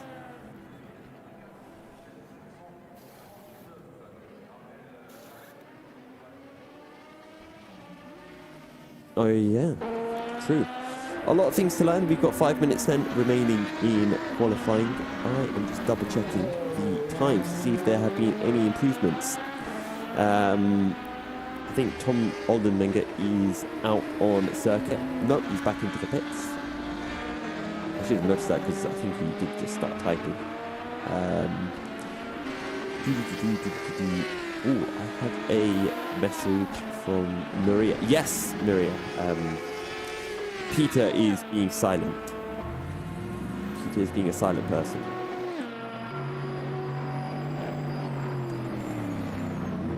He's trying to make me look as crazy as possible.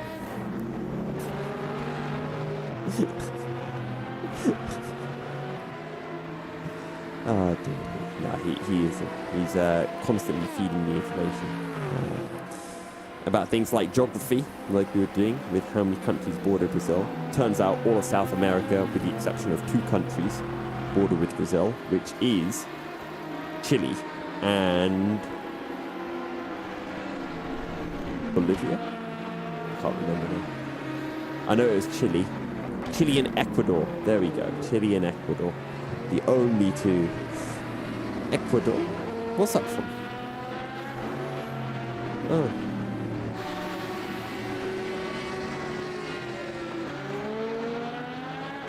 I have never heard of that group before. But then again, I've not heard of most music groups. It's jazz. Sass. What's that? Oh, Sass is the band name. Ah. There you go. A bit of music knowledge. The band called Sass. Yeah, the band called Sass did the music song Ecuador. What it sounds like, I have no idea. Maybe we can play that as a song when the stream ends, without getting.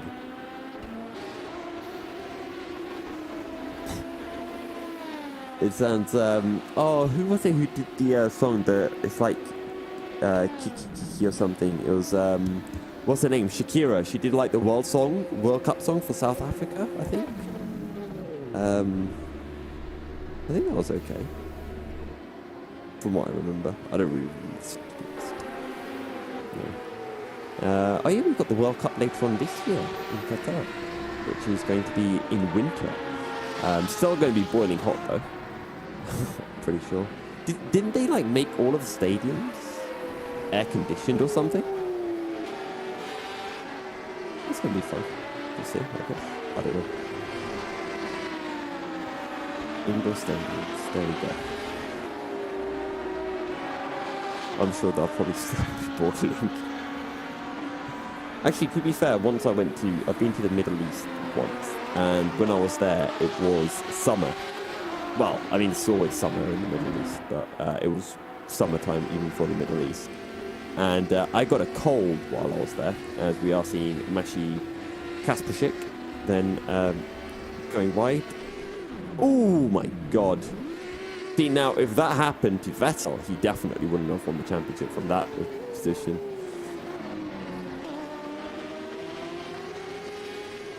So, have you had any updates then in the time standings?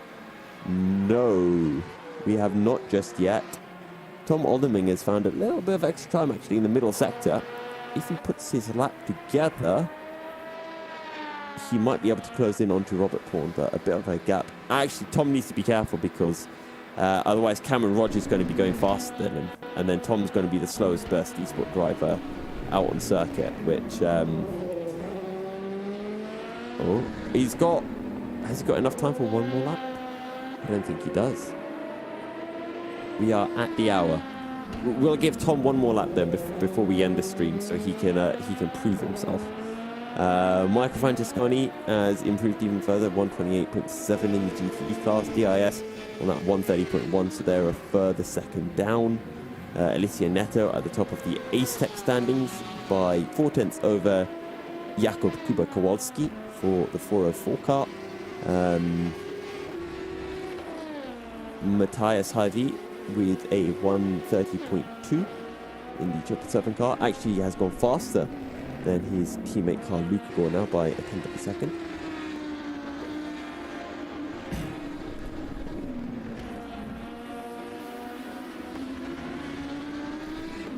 Okay, my timing is a little bit slow, I fear.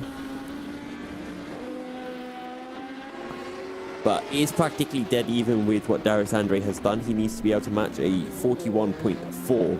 So effectively finding 3/10 over his personal best in that middle sector, which is where he's losing most of his time to Darius Andre as he heads into the final corner. Will he get in traffic? He will.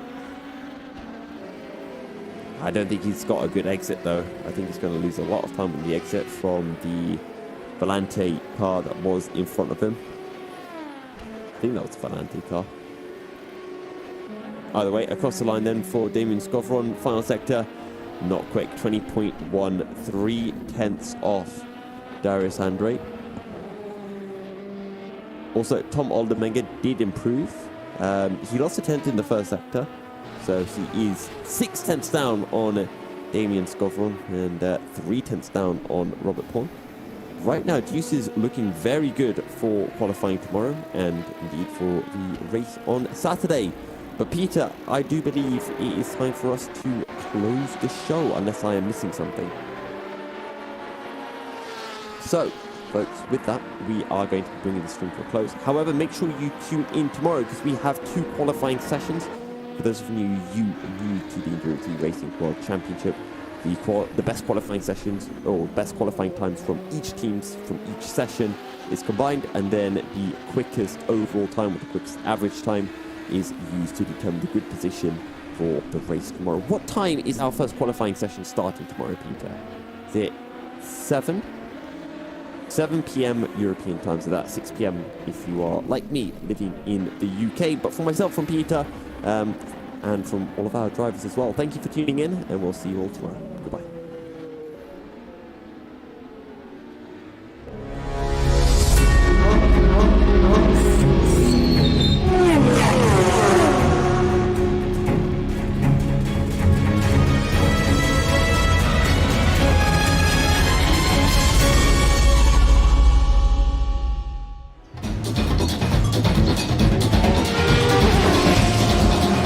The 2022 Endurance E-Racing World Championship brought to you in partnership with Viper Gaming by Patriots, Aztec Sim Sports, Global Flix, Motorvision.tv, Stengolm, ESTV, and Film Vault Limited.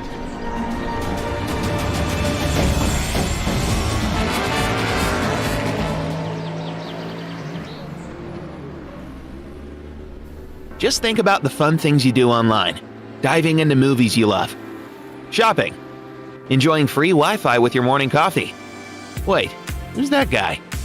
Meet the Digital Snooper. It can be your internet service provider peeking at what you do online, or a cyber criminal on a mission to snitch your credit card info, or a hacker at the next table trying to steal your sensitive data. Uh-oh. But don't worry. NordVPN keeps all these snoopers away.